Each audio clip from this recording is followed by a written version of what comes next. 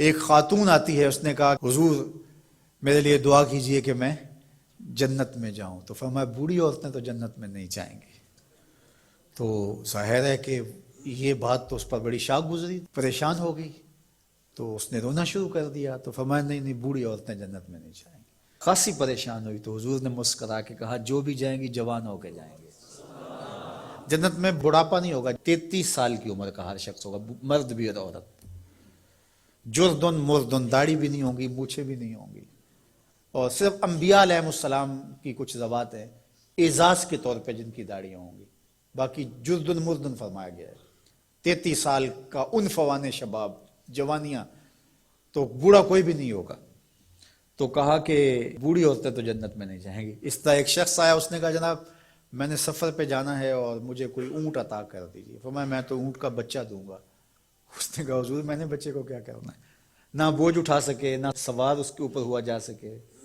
تو کہا میں تو وہی بچہ ہی دوں گا. اس نے کہا حضور مجھے کوئی اونٹ دے دیجیے، میری ضرورت ہے. فرمایا میں تو بچہ ہی دوں گا.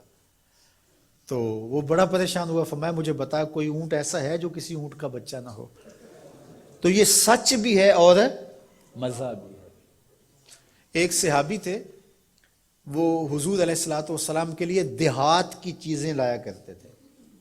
وہ ہوتا نا ہمارے بھی دیہاتی دوست آتے ہیں، گڑ لے آتے ہیں، کوئی ساگ پات لے آتے ہیں. تو اس زمانے میں جو بھی دیہاتی چیزیں تھیں، تو وہ بدو تھا کسی دیہات کا، تو دیہات کی کوئی چیزیں لے آیا کرتا تھا اور پھر حضور اس کو شہر کی چیزیں دیا کرتے تھے. اللہ اکبر. اور وہ گھاس لا کے شہر میں بیچتا تھا. تو ایک دن وہ بازار میں گھاس رکھ کے بیچ رہا تھا. حضور علیہ السلام چپکے سے پیچھے سے گئے اور اس کی آنکھوں پر ہاتھ رکھ دیا. اس کو ہماری زبان میں کہتے ہیں کولی بھرنا.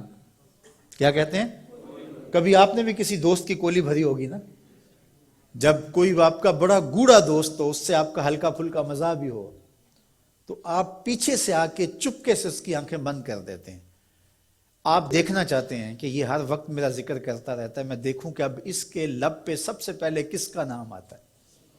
ایسا ہی ہوتا ہے نا کہ بندہ پوچھتا ہے کہ کس نے میری آنکھوں پہ ہاتھ رکھے ہیں، اور انسان کے دماغ میں پہلے وہ نام آتے ہیں جن سے وہ بڑی محبت کرتا ہے. تو کولی بھرنے کا مقصد ہی یہ ہوتا ہے کہ میں دیکھوں کہ میرا نام کس نمبر پہ آتا ہے، اور اس کی کوشش ہوتی ہے کہ میں پہلی مرتبہ ہی بوجھ لوں. اللہ اکبر. تو حضور نے آ کے کولی بھر لی. اب حضور کے ہاتھ آنکھوں پہ آئے ہوں اور سینوں تک ٹھنڈ نہ گئی ہو، یہ کیسے ہو سکتا ہے؟ تو حضور نے کولی بھر لی، لیکن حضور اس کی آنکھیں دبا رہے ہیں اور وہ بولتا ہی نہیں ہے. وہ بولتا ہی نہیں ہے. اور میں کہتا ہوں اس نے کبھی بھی نہیں بولنا تھا. سفنے دے وچ ماہی ملیا، سفنے دے وچ ماہی ملیا تے گل وچ پا لیاں باواں. سفنے دے وچ ماہی ملیا تے گل وچ پا لیاں باواں. ڈر دی ماری اکھ نہ کھولا متے پھر وچھڑ نہ جاواں. حضور آنکھیں دبا رہے ہیں، وہ آنکھیں نہیں کھولتا، بلکہ اس نے کیا کیا، اپنی کمر کو پیچھے کر کے حضور کے سینے سے جوڑ کے رگڑنا شروع کر دیا. پھر حضور خود ہی بولے. فرمایا اس غلام کو کون خریدے گا؟ اس نے کہا حضور مجھے کس نے خریدنا ہے، میں تو بہت سستا ہوں. تو میرے حضور نے فرمایا تو بہت مہنگا ہے، تو بہت مہنگا ہے. فرمایا کرتے تھے یہ ہمارا دیہات ہے، ہم اس کے شہر ہیں. تو یہ حضور کا مزاح ہے. تو مزاح کرنا جائز ہے، لیکن حضور نے آ کے کولی بھری نا. کسی صحابی کو جرأت تو نہیں ہے کہ آ کے حضور کی کولی بھر لے.